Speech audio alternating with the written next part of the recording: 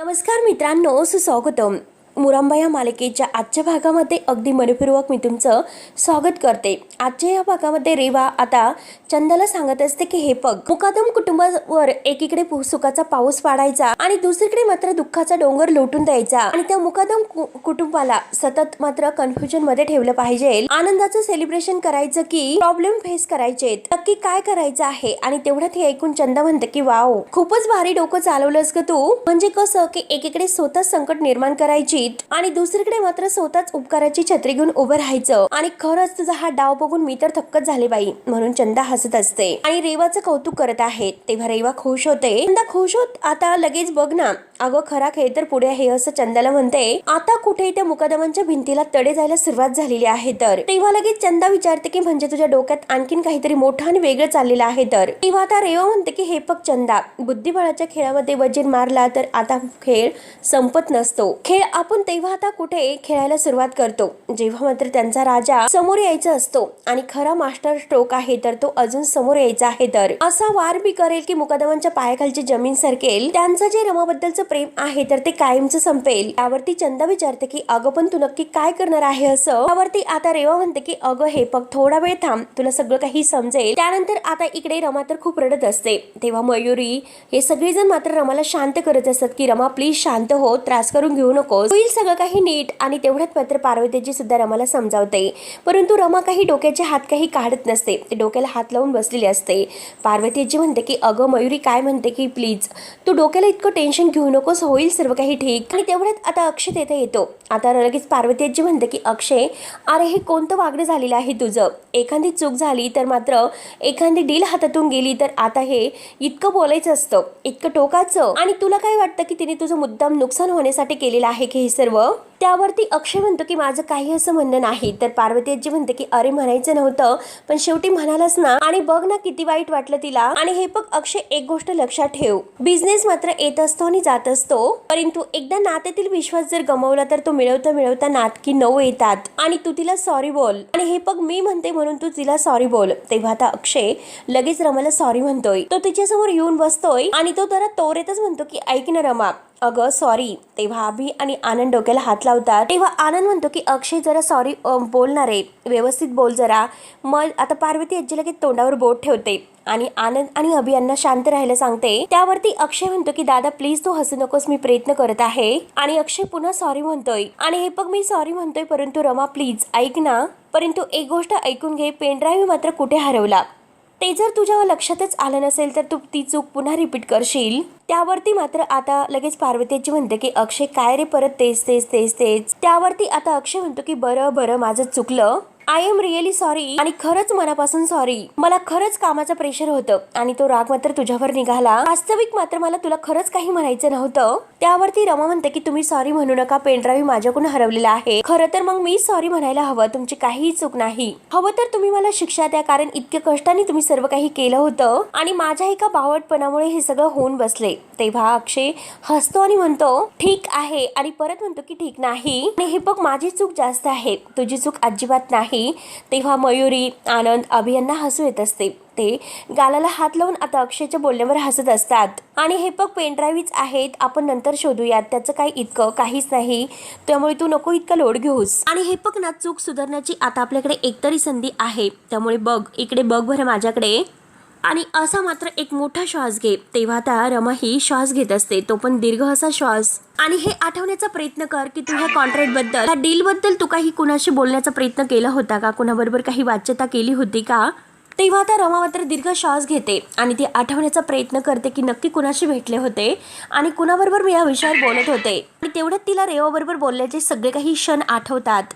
आणि त्या केटरिंगच्या नव्या ऑर्डरसाठी ते गेलेले आहेत, असे सर्व काही तिने अक्षयचं बद्दल रेवाला सांगितलेलं असतं. म्हणजे अक्षय मात्र बाकीच्या ह्या स्कूलच्या ऑर्डर बरोबर दुसऱ्या सुद्धा ऑर्डर घेतोय असं रेवाने त्याला विचारलेलं असतं. आणि खरंच ही तर खूप चांगली गोष्ट आहे. आता रमा आणि रेवा ह्या दोघीमध्ये जे काही घडलेलं आहे, बोलणं झालेलं आहे, ते सर्व आता रमाला त्याची आठवण होते. तेव्हा आता रमाला आठवल्यानंतर ती म्हणते की रेवा रेवा म्हटल्यानंतर सगळ्यांना धक्काच बसतो.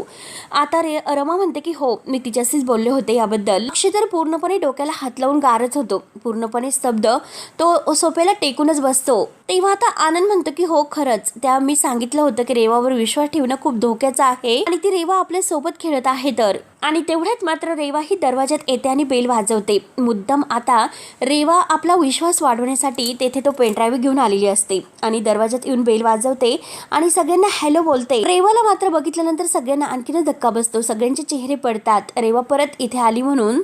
तेव्हा सगळेजण मात्र पाहत असतात तर रेवा म्हणते की काय झालं, तुम्ही इतके सिरियस का झालेत? मी काही चुकीच्या वेळेस आलेत का? काही अशी गोष्ट घडलेली आहे का? मी तर खरंच इथे रमासाठी आले होते आणि आता मात्र मी येण्याचं येथे एकच कारण आहे की काल रात्री मला मात्र माझ्या गाडीमध्ये हा पेनड्राईव्ह सापडला. पेनड्राईव्ह सापडला म्हटल्यानंतर आता सर्वांना फार मोठा धक्काच बसतो. रेवा म्हणते की हे काल रात्री मात्र जेव्हा रमा आणि मी एकत्र होतो त्यामुळे गाडीमध्ये तिचा जो पेनड्राईव्ह आहे ते खाली पडलेला होता आणि मला नक्की असं वाटलं की हा रमाचा असेल म्हणून मी घाईने इथे देण्यासाठी आले. त्यावरती अक्षय लगेच उठतो आणि तिला विचारतो की तुझ्याकडे पेनड्राईव्ह आला म्हणून तू नक्की ओपन करून बघितलं असेल. तेव्हा मात्र आता रेवा म्हणते की अरे अक्षय, कार साफ करणाऱ्याने मात्र तो पेनड्राईव्ह माझ्या हातामध्ये दिला आणि नक्कीच तो पेनड्राईव्ह त्याचा नसेल आणि हा पेनड्राईव्ह माझा नाही तर इशूचा सुद्धा नाही आणि जर हा पेनड्राईव्ह आमचा नाही तर मी तो का चेक करणार बरं? वेल, काल आम्ही दोघे एकत्र होतो आणि मला तो डाऊट आला होता आणि कदाचित तो माझा असू शकतो म्हणून तो देण्यासाठी मी आले होते. त्यावरती आता आनंद म्हणतो की म्हणजे तुला असं म्हणायचं आहे की रात्रभर तो पेनड्राईव्ह तुझ्या गाडीमध्ये होता आणि त्याला मात्र कोणी हात लावलेला नाही तर? आता अक्षयला फार हसू येतं, तो हसत असतो. आता पार्वती आजी म्हणते की नाही खरं तर रेवा आता एवढीशी गोष्ट होती पण मात्र ती मनापासून देण्यासाठी आली होती आवर्जून आणि ती रेवाचे आभार मानते, तिला थँक्यू वगैरे म्हणते. रेवा तर आणखीनच खुश होते कारण तिला तर हेच हवं असतं. मात्र अजूनपर्यंत काही बोलत नाही. आता सगळ्यांकडे बघते आणि म्हणते की आई आजी असं काय झालेलं आहे? सगळेजण इतके सिरियस का आहेत? नक्की काही प्रॉब्लेम वगैरे आहे का? तेव्हा रमा लगेच उठते आणि म्हणते की रेवा हे बघ, आम्हाला असं वाटत होतं की पेनड्राईव्ह माझ्याकडून हरवलेला आहे म्हणूनच आम्ही सगळेजण टेन्शन मध्ये होतो. आम्ही असा विचार करत होतो की पेनड्राईव्ह हरवलेला आहे आणि कोणीतरी आता ही सगळी काही माहिती लीक केलेली आहे आणि सगळं काही त्यांच्या हातून डिलीट वगैरे झालेलं आहे आणि ते डील त्यांच्या हातातून जाईल याची भीती आम्हाला वाटत होती. त्यावरती आता हे सर्व ऐकल्यानंतर रेवा म्हणते की अच्छा, म्हणजे अक्षय तू याबद्दलच मला विचारत होता की हा पेनड्राईव्ह मी चेक केला की नाही? तू यासाठीच विचारत होता नक्कीच. आणि अक्षय तू अजूनपर्यंत सुद्धा माझ्याकडून डाऊट घेतोय माझ्यावर. जर मला ह्या सगळ्या गोष्टी करायच्या असत्या तर हा पेनड्राईव्ह घेऊन मी इथे का आले असते बरं? मी सांगितलं असतं की पेनड्राईव्ह माझ्याकडून हरवलेला आहे, तो सापडत नाही आणि तो कचऱ्यामध्ये मी फेकून दिलेला असता. त्यावरती मात्र आता लगेच पार्वतीजी म्हणते की हो ना, रेवाचा मुद्दा बरोबर आहे, ते एकदम बरोबर वागली. त्यावरती रमा म्हणते की खरंच आम्ही सगळेजण खूप टेन्शन मध्ये आहोत आणि रेवा खरंच त्याबद्दल तुला थँक्यू. तेव्हा रेवा विचारते की रमा तुला कदाचित डाऊट होता की पेनड्राईव्ह माझ्या कारमध्ये असू शकतो, अगं पण तुम्हाला कॉल का केला नाहीस? तुम्हाला कॉल करून विचारायला हवं होतंस. त्यावरती रमा म्हणते की अगं हे बघ, माझ्या खरं डोक्यात नाही आले की पेनड्राईव्ह तेथे गाडीमध्ये पडला असेल आणि नक्की काय झालं ते खरंच मला नाही कळाले. त्यावरती रेवा म्हणते की इट्स ओके, कधी कधी असं होतं. आणि हे बघ, मला एक सांगा की ती डील कोणाबरोबर होती आणि कशाबद्दल होती? म्हणजे मी तुमची काही मदत करू शकते का? जर माझ्याकडून काही मदत होत असेल तर मी नक्की करेल. त्यामुळे प्लीज तुम्ही सांगा की नक्की डील कशाबद्दल होती. म्हणजे आईजींची केस जशी होती ती केस आपण सगळ्यांनी मिळून सॉल्व्ह केली, तशी मात्र याबद्दल काही माझी मदत जर झाली तर मी नक्की तुम्हाला मदत करेल आणि ही गोष्ट सुद्धा आपली सॉल्व्ह होऊ शकते. काही तुम्हाला हेल्प करू शकते का? त्यावरती अक्षय म्हणतो की थँक्यू, पेनड्राईव्ह दिला ना त्याबद्दल थँक्यू. आता आम्हाला काही तुझी मदत नकोय आणि तो रमाच्या हातातील तो पेनड्राईव्ह घेतोय. त्यावरती रेवा म्हणते की ठीक आहे, म्हणजे असं की तुला माझी मदत नकोय? अक्षय म्हणतो की हो नकोय नक्कीच. तर रेवा म्हणते की ठीक आहे, फाईन. आणि आता ते जे तिने गिफ्ट आणलेलं आहे तर ते दाखवते आणि आरोहीसाठी आणले होते. आरोही कुठे आहे असं रमाला विचारते. तेवढ्यात रमा ही आरोहीला आवाज देते की आरू. आणि आरू जेव्हा बाहेर येते रेवाला पाहते तर तिला खूपच आनंद होतो. डायरेक्ट लगेच ती रेवाला घट्ट मिठी मारायला येते की रेवा मावशी. त्यावरती आता रेवा म्हणते की बघ मी तुझ्यासाठी काय आणलं, म्हणून तिला ते गिफ्ट दाखवते. त्यावरती आता अक्षयला राग येत असतो. अक्षय आता म्हणतो की काहीच गरज नाही, पण काय करणार? अक्षय आनंद हे सगळेजण डोक्याला हात लावतात कारण कुणालाच आता हे नको असतं, परंतु आरोही तर खूपच ऐकायला तयारच नसते. ती तर लगेच आता गिफ्ट वगैरे पाहते आणि म्हणते की वाव. रेवा आता खुश म्हणते की चल तुला आवडलेलं गिफ्ट, चल मी निघते आणि बाय करते. किंतु आरोही सगळ्यांच्या समोर रेवाचा हात धरते आणि तिला खुशत म्हणते की पुन्हा नक्की ये बर का? त्यावरती रेवा म्हणते की आता मी नाही तर आता नेक्स्ट टाइम तू माझ्याकडे यायचं आहे. आरोही म्हणते की हो ठीक आहे चालेल, मी नक्की येईल. आणि रेवा आता तिथून निघून जाते. परंतु सगळेजण मात्र टेन्शन मध्ये उभे आहेत कारण कुणालाच रेवा मात्र इतक्या जवळ नको वाटते. आणि आता लगेच आरोही म्हणते की हे गिफ्ट मला बघायचं आहे. तिला उत्सुकता लागलेली असते, ती खूपच एक्सायटेड झालेली असते, कधी मी ते गिफ्ट पाहीन आणि ते गिफ्ट घेऊन रूममध्ये जाते मला बघायचं म्हणून. तेव्हा सगळेजण शांत असतात, कोणी काहीच बोलत नाही. परंतु अभि लगेच म्हणतो की आपण पुन्हा एकदा रेवाबद्दल आणखीन चुकीचा विचार केलेला आहे. तर आता सगळेजण अगदी ऐकत असतात अभि काय म्हणतो ते. आनंद विचारतो की म्हणजे डील हातातून जाण्याचं आणखीन काही तर आता एक नवीन कारण असू शकतं का. सगळेजण विचारात करत आहे. पार्वती आजी म्हणते की नाही रे, अरे असं काही नसेल, शेवटी योगायोग असू शकतो आणि कदाचित मात्र आता एखाद्या व्यापाऱ्याने ही डील मात्र कॅन्सल केली असेल, एवढं काय त्यात विचार करण्यासारखं आहे.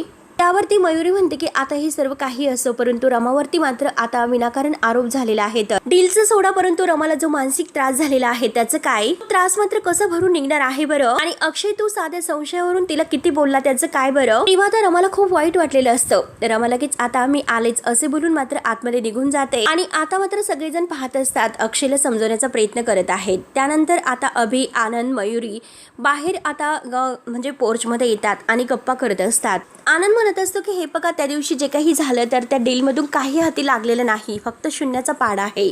त्यावरती आता लगेच अभि म्हणतो की हो ना, तुम्ही आरोपी शोधत होतात रेवामध्ये, नक्की आता रेवानेच आता ह्या पेनड्राईव्ह चोरला की काय असं तुम्हाला वाटत होतं आणि त्यामुळे मात्र सगळेजण आंधळे झाले होतात. तर आता मयुरी आणि आनंद डोक्याला हात लावतात.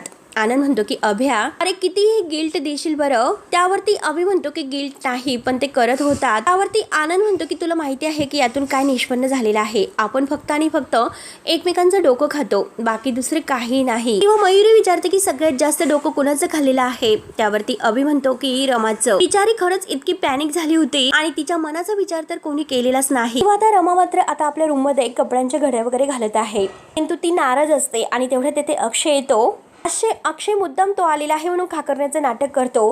तेव्हा आता रमा ही अक्षयला म्हणते मला काही हवं आहे का. त्यावरती अक्षय म्हणतो की नाही, असं सहज विचारायला आलं होतं, तू बरी आहेस का. त्यावरती आता रमा म्हणते की मी बरी आहे, मला काय झालेलं आहे. त्यावरती आता अक्षय म्हणतो की मी जरा जास्तच ओरडलो, आय एम रिअली सॉरी, मी पुन्हा एकदा सॉरी म्हणतोय. त्यावरती मात्र आता रमा म्हणते की हे पग झालं ते झालेलं आहे, त्याचा फारसा विचार करू नका. त्यावरती आता अक्षय म्हणतो की हे पग कामाचं मात्र टेन्शन होतं, जे काही कॉन्ट्रॅक्ट आपल्या हातातून गेलेलं आहे आणि तुला उद्देशून मला खरंच काही म्हणायचं नव्हतं, तू हे सर्व मुद्दाम केले म्हणून, आणि त्याबद्दल खरंच मनापासून मी तुला सॉरी बोलतोय. खरंच सॉरी रमा, मला माफ कर.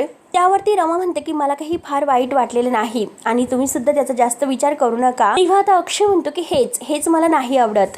तुम्हाला माहिती आहे की तुला खरंच माझ्याबद्दल खटकलेलं आहे आणि तू मला म्हणणार सुद्धा नाही, तू मला सांगणार सुद्धा नाही की नक्की काय झालेलं आहे आणि आता तू माझ्यावर ओरडणार सुद्धा नाही.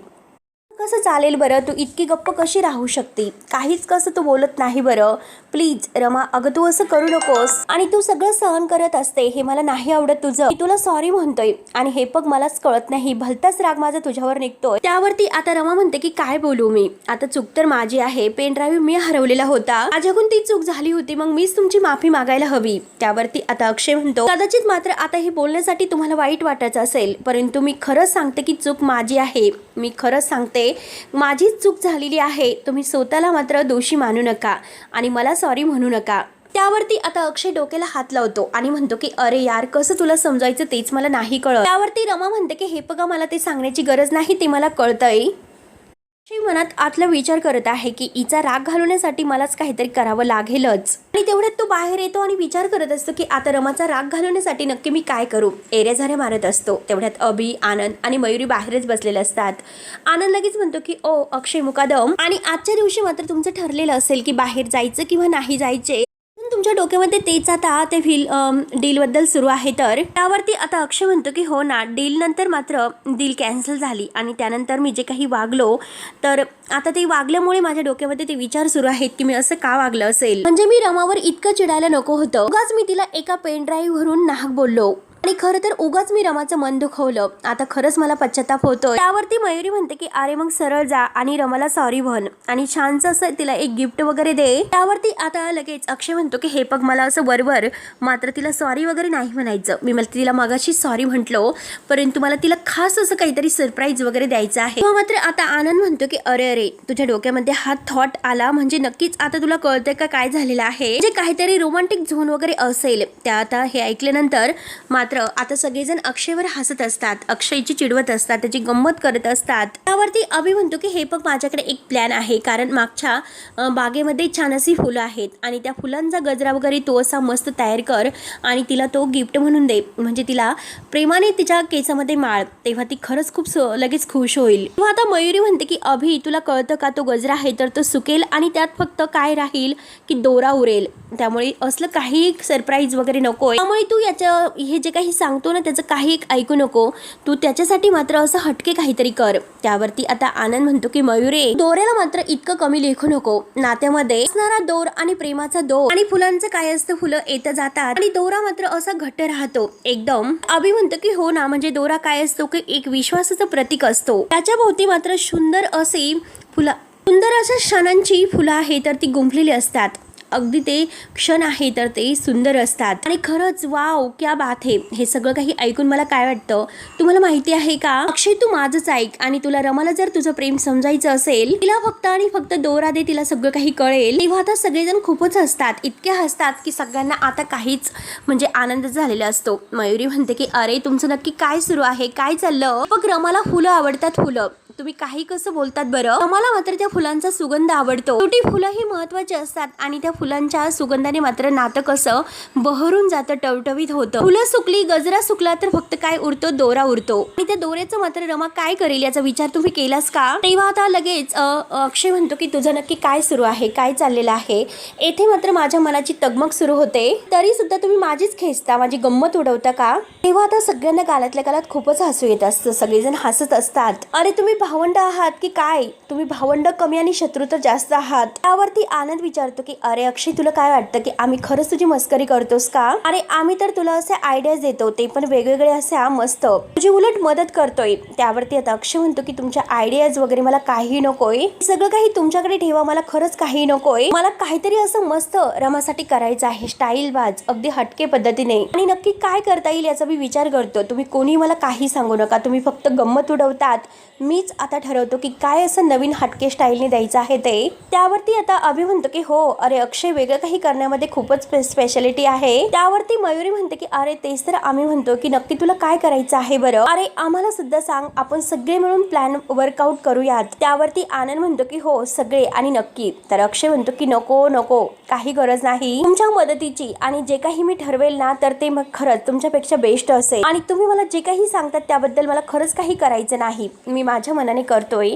त्यावरती आनंद विचारतो की बघ बर का अक्षय, नक्की विचार कर, ऑफर आहे ती आतापर्यंतच आता सीमित आहे, त्यामुळे नक्की तू कितीही म्हटला तरी आम्ही परत नाही तुला काही मदत करू शकणार. त्यावरती अक्षय म्हणतो की खरंच मला नाही, नको तुमची मदत, आणि जे काही मी करेल त्यामध्ये सुद्धा तुम्ही जास्त लुडबुड करायचीच नाही. अक्षय नक्की काय करायचं आहे त्याचा विचार करत असतो. मयुरी त्याला म्हणते की काय आम्ही लुडबुड करतो, मग तर ठीक आहे, आम्ही आता काहीच मदत नाही करणार. आणि अक्षय स्वतःच आता एकटा विचार करत आहे की नक्की काय करायचं आहे, रमाला असं कोणतं सरप्राईज द्यावं लागेल की रमा जेणेकरून खुश होईल, म्हणून तो आता विचार करत आहे की नक्की काय त्याबद्दल. आता हे सगळेजण अक्षयकडे पाहत असतात की नक्की हा काय विचार करत आहे आणि रमाला असं काय हटके स्टाईलने हा गिफ्ट देईल आणि तिला खुश करेल म्हणून. आनंद सारखा सारखा त्याला म्हणत असतो की हे बघ आत्ता पुरतंच, नंतर मात्र आमच्याकडे कितीही विचारण्यासाठी आला तरी सुद्धा आम्ही तुला काही सजेशन देणार नाही, त्यामुळे हे बघ आत्ता विचार कर आणि मग आमची मदत घे, नंतर आम्ही तुला मदत नाही करणार. तेव्हा अक्षय काही बोलत नसतो, तो फक्त विचारात पडलेला आहे. त्यावरती मयुरी लगेच आनंद आणि अभिला म्हणते की भावांनो, म्हणजे लवकरच काहीतरी अगदी धमाकेदार मोठं काहीतरी होणार आहे. तर तेव्हा आता अभि आणि आनंदला खूपच हसू येते, ते अक्षयकडे पाहत असतात. इकडे मात्र रमा आता रुसून बसलेली आहे आणि अक्षय नक्की तिला कसं खुश करायचं आहे आणि कोणतं सरप्राईज देऊन खुश करायचं आहे याचा विचार करत आहे. तर शेवटी मित्रांनो हा भाग येथे संपतो. पुढील भागामध्ये आता मात्र आरोही ही रेवाकडे जायचा हट्ट करत असते, तर अक्षय आणि रमा मात्र आरोहीला रेवाकडे आणून सोडतात आणि अक्षय म्हणतो की हे बघ नीट राहा, मावशीला कोणताही त्रास वगैरे देऊ नकोस, हट्ट वगैरे करू नकोस. आरोही आता रेवाला घट्ट मिठी मारते. तेव्हा मात्र आता रमा सुद्धा म्हणते की मावशीला जास्त त्रास देऊ नको, आणि आरोहीला मात्र ते रेवाकडे सोडून रमा आणि अक्षय मस्त तिचा किस वगैरे घेऊन ते निघून जातात. तर आता अक्षयला काहीतरी वेगळंच वाटत असतं, परंतु आता ह्या रेवाने मात्र आता गन उचललेला असतो आणि आता आरोहीला मारण्याचा तिचा प्लॅन असतो की आरोही आता यावेळेस सुद्धा मारण्याचा प्लॅन आहे, तुला मरावं तर लागेलच.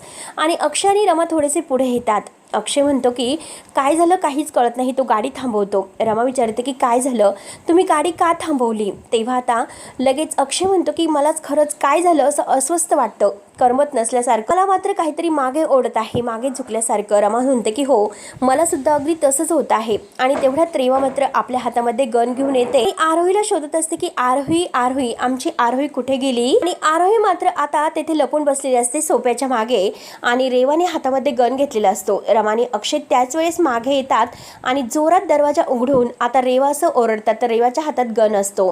धावतच ते आरोहीला जवळ घेतात आणि रेवाने मात्र आता त्यांच्यावर गन रोखलेला असतो. रमा आणि अक्षयला हे सर्व काही बघून खूपच मोठा धक्का बसतो. तेव्हा मित्रांनो आता पुढे नक्की काय होईल हे बघायला विसरू नका. तोपर्यंत धन्यवाद.